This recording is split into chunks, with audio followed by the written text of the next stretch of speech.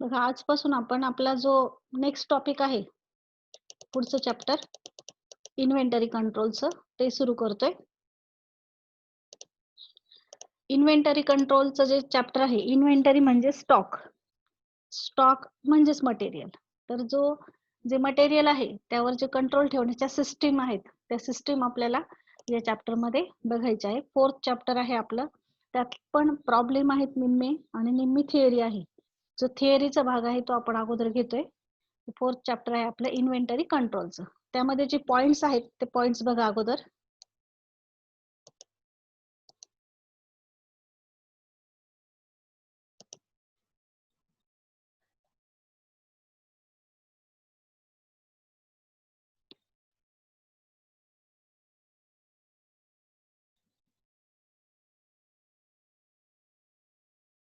बघा ज्या inventory कंट्रोलच्या system आहेत किंवा मेथड्स आहेत, त्या मेथड्स आपण या चॅप्टर मध्ये पाहणार आहोत. त्यातली पहिली जी मेथड आहे म्हणजे मेथड्स ऑफ इन्व्हेंटरी कंट्रोल, तर त्यामध्ये आपण पहिला पॉइंट पाहणार आहोत स्टॉक लेवल्स. स्टॉक लेवल्स म्हणजे काय? तर आपण एक स्टॉकच्या लेवल ठरवून घेतो की मिनिमम इतका स्टॉक असला पाहिजे, मॅक्झिमम म्हणजे जास्तीत जास्त किती स्टॉक असला पाहिजे. आपण यापूर्वीच एक चॅप्टर पाहिलेला आहे, त्यामध्ये मटेरियल कंट्रोलची नीड किंवा मटेरियल कंट्रोलचे ऑब्जेक्टिव्ह आपण पाहिलेले, की आपण जो कच्चा माल खरेदी करतो त्यामध्ये सर्वात जास्त गुंतवणूक होत असते. म्हणजे आपलं एकूण जे कॅपिटल आहे तर त्याच्या 50 ते 70% गुंतवणूक ही मटेरियल मध्ये असते, कच्च्या मालामध्ये असते. मग ह्या कच्च्या मालावर जर नियंत्रण व्यवस्थित ठेवलं तरच आपण आपला बिझनेस सक्सेसफुली चालू ठेवू शकतो. मग ओव्हर स्टॉकिंग नाही झालं पाहिजे किंवा अंडर स्टॉकिंग नाही झालं पाहिजे, तर त्यासाठी स्टॉक लेवल्स मेंटेन केल्या जातात. किंवा आपल्याला जर समजा इमर्जन्सी परचेस करायला लागू नये म्हणून त्यासाठी एक लेवल निश्चित केली जाते. त्याला मिनिमम लेवल, मॅक्झिमम लेवल, त्यानंतर रिऑर्डर लेवल म्हणजे एखाद्या मालाची परत ऑर्डर केव्हा प्लेस करायची, ती रिऑर्डर लेवल. तर अशा लेवल्स फिक्स केल्या जातात. यावर तुम्हाला प्रॉब्लेम आहेत स्टॉक लेवल्सवर. Reorder level, minimum level, maximum level, danger level आणि ॲव्हरेज लेवल असे 5 कॅल्क्युलेशन्स जे आहेत ते त्या टॉपिक मध्ये करायचे असतात. त्यावर प्रॉब्लेम्स आहेत स्टॉक लेवलवर. फक्त मी एक थोडक्यात स्टॉक लेवल्स म्हणजे काय आहे ते एक्सप्लेन करते. त्यावर आपल्याला थिअरी भाग नाहीये, फक्त प्रॉब्लेम जे आहेत ते आहेत त्यावर स्टॉक लेवल्सवर. जे आपण अगोदरच्या चॅप्टर मध्ये बघितलं होतं, मटेरियल कंट्रोलची जी गरज आहे, नीड किंवा ऑब्जेक्टिव्ह जे आहेत मटेरियल कंट्रोलचे, त्यामध्ये आपण पाहिलेलं होतं की मटेरियल मध्ये आपल्या जास्तीत जास्त गुंतवणूक असते आणि मग ओव्हर स्टॉकिंग, अंडर स्टॉकिंग होऊ नये त्यासाठी खबरदारी म्हणून वेगवेगळ्या लेवल्स मेंटेन केल्या जातात. आणि ह्या ज्या लेवल्स आहेत, ह्या लेवल्स या स्टॉक लेवल मध्ये आपण पाहणार आहोत. अशा 5 लेवल्स आहेत: reorder level, minimum level, maximum level, त्यानंतर ॲव्हरेज स्टॉक लेवल आणि डेंजर लेवल. त्यावर आपल्याला प्रॉब्लेम्स आहेत. त्यानंतर दुसरा जो पॉइंट आहे इकॉनॉमिक ऑर्डर क्वांटिटी, म्हणजे अशी क्वांटिटी शोधायची की ज्या क्वांटिटीतून आपल्याला योग्य किमतीमध्ये माल मिळू शकेल. इकॉनॉमिक ऑर्डर क्वांटिटी, त्याला शॉर्टकट मध्ये EOQ म्हणतात. तर ह्या EOQ वर पण आपल्याला प्रॉब्लेम आहेत, त्यावर थिअरी भाग नाहीये. त्यानंतर ABC अनालिसिस, मालाचं वर्गीकरण केलं जातं 3 कॅटेगरीज मध्ये, A कॅटेगरी, B कॅटेगरी आणि C कॅटेगरी. तर अशा 3 कॅटेगरी मध्ये मालाचं वर्गीकरण केलं जातं, जेणेकरून जो जास्त किमतीचा माल आहे त्यावर जास्त अटेन्शन ठेवता येईल, लक्ष ठेवता येईल, आणि जो मध्यम किमतीचा किंवा मध्यम प्रतीचा माल आहे त्यावर कमी, आणि C म्हणजे सगळ्यात कमी गुंतवणूक असलेला किंवा सगळ्यात कमी ज्यावर आपण खर्च केलेला आहे अशा मालावर कमीत कमी अटेन्शन ठेवता येईल. यासाठी 3 कॅटेगरीज मध्ये मालाचं विभागीकरण केलं जातं, A, B आणि C. ते आपण ABC अनालिसिस मध्ये पाहणार आहोत. ABC अनालिसिस वर बऱ्याचदा म्हणजे 99% शॉर्ट नोट ही प्रॉब्लेमला परीक्षेला येतेच. आतापर्यंतच्या बऱ्याच परीक्षेला ABC अनालिसिस वर शॉर्ट नोट विचारली गेलेली होती. त्यानंतर परपेच्युअल आणि पिरियॉडिक इन्व्हेंटरी कंट्रोल, चौथा जो पॉइंट आपण यामध्ये शिकणार आहोत तो आहे परपेच्युअल अँड पिरियॉडिक इन्व्हेंटरी कंट्रोल. आणि लास्ट पॉइंट आहे फिजिकल व्हेरिफिकेशन, म्हणजे स्टॉकचं फिजिकल स्टॉक टेकिंग घेणे किंवा स्टॉक चेक करणे. असे मेथड्स ऑफ इन्व्हेंटरी कंट्रोल मधले 5 पॉइंट्स आहेत. स्टॉक लेवलवर प्रॉब्लेम आहे, इकॉनॉमिक ऑर्डर क्वांटिटीवर प्रॉब्लेम आहे, एबीसी अनालिसिसवर शॉर्ट नोट विचारली जाते, परपेच्युअल आणि पिरियडिक इन्व्हेंटरी कंट्रोलवर ब्रॉड क्वेश्चन विचारला जातो एकत्रितरित्या, किंवा सेपरेट सेपरेट विचारलं तर परपेच्युअल इन्व्हेंटरी सिस्टीमवर किंवा परपेच्युअल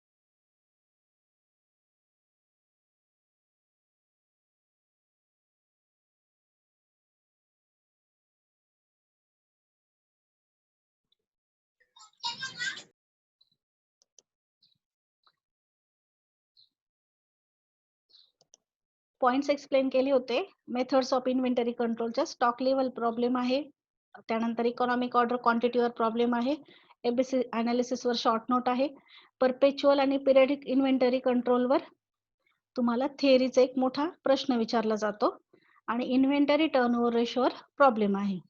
आता आपण ज्या इन्व्हेंटरी कंट्रोल म्हणजे काय ते पाहणार आहोत, आणि स्टॉक टेकिंग कशा पद्धतीने केलं जातं किंवा मेथड्स ऑफ स्टॉक टेकिंग ज्या आहेत त्या पाहणार आहोत.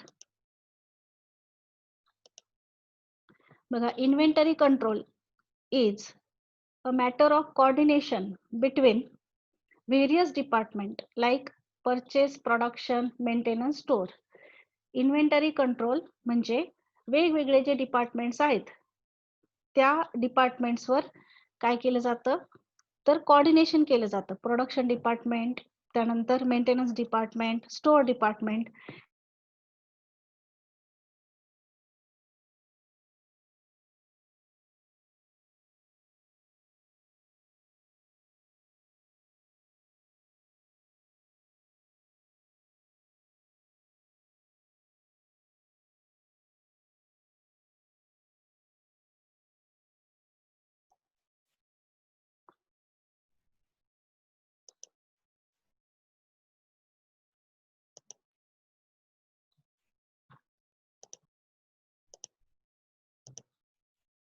बघा, आवाज येतोय सर्वांना? बघा, इन्व्हेंटरी कंट्रोल पासून आपण पाहतोय. Inventory control is a matter of coordination between various departments like purchase, production, maintenance, store, etc. वेगवेगळ्या डिपार्टमेंटवर कंट्रोल ठेवण्याचं जे काम आहे ते जे केलं जातं त्याला इन्व्हेंटरी कंट्रोल असं म्हटलं जातं. Inventory control defined as the process whereby the investment in material and part carried in stock is regulated within prepares carried in stock as regulated within predetermined limited set in accordance with inventory policy established by the management. Inventory control काय आहे? तर जो कच्चा माल असेल किंवा मालामध्ये आपली जी investment केलेली असेल किंवा अर्धवट तयार माल असेल तो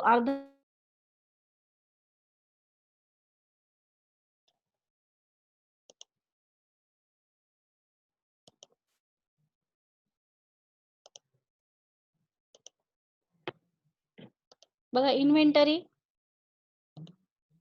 कंट्रोल आपण पाहतोय. इन्व्हेंटरी कंट्रोलची प्रोसेस तुमच्या लक्षात आली असेल आणि डेफिनेशन लक्षात आली असेल. त्यानंतर टेक्निक ज्या आहेत इन्व्हेंटरी कंट्रोल मध्ये वापरल्या जाणाऱ्या त्या टेक्निक्स कुठल्या कुठल्या आहेत ते बघा. Techniques for inventory control. For effective control of inventory there are number of methods and techniques like economic order quantity, stock level, ABC analysis, two bin system. Bin card एक असतं, त्याच्यामध्ये सिस्टीम असतात 3 बिन system, 2 बिन system. तर ती एक technique आहे. त्यानंतर परपेच्युअल inventory system, त्यानंतर physical stock verification system etcetera. ह्या टेक्निक्स आहेत इन्व्हेंटरी कंट्रोलच्या. इन्व्हेंटरीवर नियंत्रण ठेवण्याच्या ज्या टेक्निक्स आहेत त्यामध्ये साधारणपणे या टेक्निक्सचा समावेश होतो. आता आपण जो ब्रॉड क्वेश्चन विचारला जातो स्टॉक टेकिंगवर, त्यामध्ये स्टॉक टेकिंग आणि पिरियडिक इन्व्हेंटरी सिस्टीम आणि परपेच्युअल इन्व्हेंटरी सिस्टीम म्हणजे what is stock taking and explain the methods of stock taking असा ब्रॉड क्वेश्चन विचारला जातो. तो आपण पाहतोय. What is mean by stock taking? Usually various type of material which R purchase frequently and require urgently for quality production are not fully consumed immediate. These unused material which are laying in storehouse are treated as stock in hand. Generally काय होतं की आपण नेहमी मालाची खरेदी करतो किंवा कधी कधी बऱ्याचदा आपल्याला ऐन वेळेला इमर्जन्सी आपण काही माल खरेदी करतो. तर हा जो इमर्जन्सी खरेदी केलेला माल आहे किंवा वारंवार आपण खरेदी केलेला जो माल आहे तो माल नेहमीच पूर्णपणे वापरला जाईल असं नाही. तर हा माल पूर्णपणे न वापरता काही माल त्यातला जो शिल्लक असतो तो स्टॉक मध्ये तसंच पडून असतो. त्या मालाला आपण स्टॉक इन हँड असं म्हणतो. हा स्टॉक इन हँड कुठे असतो तर तो असतो स्टोअर हाऊस मध्ये असतो. स्टोअर हाऊस मध्ये असतो आणि हा जो शिल्लक माल आहे या शिल्लक मालाचा आपल्याला मेंटेनन्स करावा लागतं किंवा त्यावर कंट्रोल ठेवावा लागतो.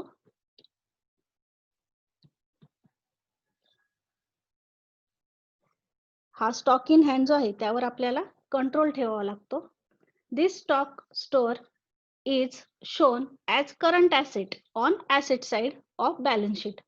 आपण बघितलेलं आहे की बॅलन्स शीटच्या ॲसेट साइडला एक क्लोजिंग स्टॉक नावाचा आयटम असतो आणि त्याचप्रमाणे तो ट्रेडिंगच्या क्रेडिट साइडला पण असतो क्लोजिंग स्टॉक नावाचा आयटम. हा जो स्टॉक आहे क्लोजिंग स्टॉक हा आपल्या बॅलन्स शीटला ॲसेट साइडला दाखवला जातो क्लोजिंग स्टॉक म्हणून करंट ॲसेटच्या हेडिंगच्या under. This process of checking and verification of inventory physically by stock verifier is known as stock taking. ही जी प्रोसेस आहे क्लोजिंग स्टॉक कॅल्क्युलेट करण्याची किंवा आपल्याकडे जो स्टॉक शिल्लक आहे तो किती आहे त्याचं कॅल्क्युलेशन करण्याची ती प्रोसेस स्टॉक व्हेरिफायर कडनं फिजिकली स्टॉक टेकिंग करून केली जाते. म्हणजे फिजिकली काउंटिंग केलं जातं स्टॉकचं आणि स्टॉकचं काउंटिंग केल्यानंतर क्लोजिंग स्टॉक किती आहे तो कॅल्क्युलेट केला जातो. त्याला स्टॉक टेकिंग असं म्हणतात. Stock taking is a technique of controlling stock item by tallying the balance of material as shown by stock records, that is bin or ledger. There are two methods of stock taking as follows. Stock taking जे आहे ते physically stock count केला जातो. Count केल्यानंतर तुमच्याकडे जे इतर स्टॉकचे रेकॉर्ड असतात ते स्टॉकचे रेकॉर्ड आणि फिजिकली जो काउंट केलेला स्टॉक आहे तो, हे दोन्ही एकमेकांचे मध्ये टॅली करून पाहिले जातात. म्हणजे समजा फॉर एक्झाम्पल तुमचं बिन कार्ड आहे किंवा स्टोअर लेजर कार्ड आहे, त्या बिन कार्ड वरून आणि स्टोअर लेजर कार्ड वरून स्टॉकचा बॅलन्स चेक केला जातो. तेवढाच काउंट केलेला स्टॉक भरतोय की नाही ते पाहिलं जातं आणि तो जर ॲक्युरेट असेल तर म्हणजे टॅली होत असेल, जसं आपण बॅलन्स शीट वगैरे टॅली करतो त्याचप्रमाणे ते जर टॅली होत असेल तर असं समजायचं की आपण कॅल्क्युलेट केलेला स्टॉक जो आहे तो बरोबर आहे. आणि जर टॅली नाही झालं तर मात्र मग पुन्हा आपल्याला बिन कार्ड, स्टोअर लेजर आणि फिजिकल जे आपण स्टॉक काउंट केलेला आहे तो पुन्हा आपल्याला चेक करावा लागतो आणि नोंदवताना कुठे चूक झालेली आहे ती शोधावी लागते. मग स्टॉक टेकिंग करायचं म्हणजे काय करायचं, तर वर्षाच्या शेवटी जो आपल्याकडे माल शिल्लक असेल तो फिजिकली काउंट करायचा, मोजायचा. मोजल्यानंतर त्याचं काउंटिंग जेवढं भरलेलं आहे ते काउंटिंग तुमच्या बिन कार्डशी आणि स्टोअर लेजरशी टॅली करून पाहायचं. आता हे दोन शब्द तुमच्यासाठी नवीन आहे, बिन कार्ड आणि स्टोअर लेजर. मग बिन कार्ड काय आहे आणि स्टोअर लेजर काय आहे ते तुम्हाला पुढे डिटेल्स मध्ये आहेच आहे, पण मी आता पुन्हा एकदा थोडक्यात सांगते. जे बिन कार्ड असतं, तर बिन म्हणजे बघा आपण घरामध्ये जर आपल्याकडे काही वस्तू असतील, त्या वस्तू व्यवस्थित ठेवण्यासाठी रॅक्स असतात किंवा कपाट असतात. तर त्या कपाटांमध्ये किंवा त्या रॅकमध्ये त्या वस्तू आपण व्यवस्थितपणे मांडून ठेवतो. म्हणजे जे कप्पे आहेत त्या कप्प्यांमध्ये मांडून ठेवतो. मग हे जे कप्पे असतात तसेच फॅक्टरीमध्ये सुद्धा काही कप्पे असतात म्हणजे बिन्स असतात. त्या बिन्स मध्ये स्टॉक काय केला जातो, ठेवला जातो आणि ठेवल्यानंतर त्याला एक चिठ्ठी किंवा लेबल लावलं जातं. त्या लेबलवर माहिती असते की समजा अमुक अमुक एका नंबरच्या शेल्फमध्ये किंवा त्या कपाटामध्ये किंवा त्या खाण्यामध्ये कोणत्या प्रकारचा माल आहे त्या मालाबद्दल माहिती असते. मग मालाबद्दल जनरली जी माहिती असते ती म्हणजे तो माल कधी खरेदी केलेला आहे, त्याची डेट असते. आता आपण सगळा माल काही एकाच दिवशी खरेदी करत नाही, वेगवेगळ्या तारखांना माल खरेदी केलेला असतो. त्यानुसार ज्या ज्या तारखेला माल खरेदी केलेला असेल त्या त्या तारखेनुसार म्हणजे डेट वाईज त्याची एंट्री असते. क्वांटिटी असते, किती माल खरेदी केलेला आहे. त्यानंतर त्या बिन मधला स्टॉक जो आहे त्याची मिनिमम लेवल ठेवलेली असते. ती मिनिमम लेवल किती आहे त्याचा आकडा असतो. मॅक्झिमम लेवल किती आहे त्याचा आकडा असतो. म्हणजे त्या शेल्फमध्ये किंवा त्या कपाटामध्ये किंवा त्या रॅकमध्ये जे काही माल ठेवलेला आहे त्याबद्दल डिटेल माहिती ह्या त्या बिन कार्डवर नोंदवलेली असते. आणि लेजर म्हणजे काय, तर बिन कार्ड आणि लेजर जवळपास सारखं असतं, परंतु लेजरमध्ये अमाऊंट्स असतात. म्हणजे बिन कार्डमध्ये फक्त क्वांटिटी नोंदवलेली असते मालाची आणि लेजरमध्ये मात्र त्या मालाची पर केजी किंवा जे काही युनिट असेल, एकक असेल, पर लिटर, पर मीटर काय असेल एकक, त्या एककामध्ये जी प्राइस असेल ती पण नोंदवलेली असते आणि कॅल्क्युलेशन करून क्वांटिटी गुणिले प्राइस असा रेट पण त्याचा एकूण किती रुपयाचा माल आहे त्याची पण नोंद केलेली असते. त्याला स्टोअर लेजर असं म्हणतात. मग हे जे बिन कार्ड आहे ते बिन कार्ड आणि स्टोअर लेजर ह्या दोन्हींची पण काय केली जाते, कंपॅरिझन केलं जातं फिजिकल स्टॉक टेकिंगशी. म्हणजे जो फिजिकली स्टॉक मोजलेला आहे त्याच्यासोबत याचं कंपॅरिझन केलं जातं. जर ते टॅली झालं तर आपलं स्टॉक टेकिंग कम्प्लीट झालं असं समजलं जातं. मग स्टॉक टेकिंग म्हणजे काय, तर आणि कशाचं स्टॉक टेकिंग करायचं असतं, तर जो आपल्याकडे आपण नेहमी माल खरेदी करतो किंवा एखादा माल अर्जंटली खरेदी केलेला असतो, परंतु प्रोडक्शनसाठी तो पूर्णपणे कंझ्युम होत नाही, म्हणजे पूर्णपणे वापरला जात नाही. तो माल आपल्या स्टोअर हाऊसमध्ये स्टॉकमध्ये पडून राहतो. त्याला स्टॉक इन हँड असं म्हणतात. हा स्टॉक इन हँड आपण बॅलन्स शीटला करंट ॲसेटच्या हेडिंगच्या अंडर ॲसेट साईडला दाखवतो. मग हा किती आहे त्याचं फिजिकली स्टॉक टेकिंग करणे, व्हेरिफिकेशन करणे हे काम स्टॉक व्हेरीफायर करत असतो. त्याला स्टॉक टेकिंग असं म्हणतात. बघा, usually various type of material which are purchased frequently and require urgently for quality production are not fully consume immediately, लगेचच कन्झ्युम केले जात नाही.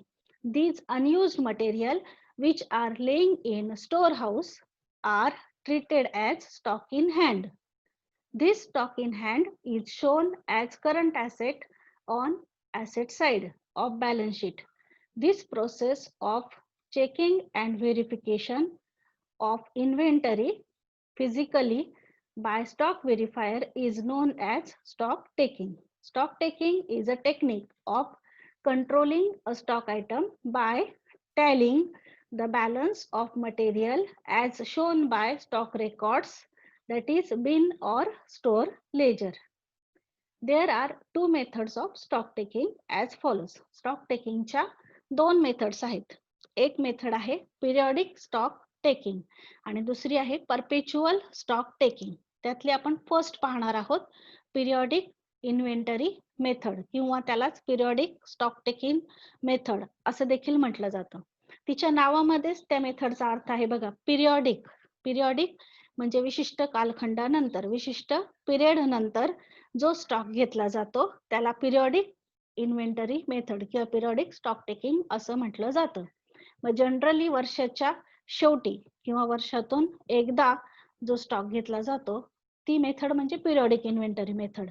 Under this method the stock is verified at a period intervals, usually once in a year.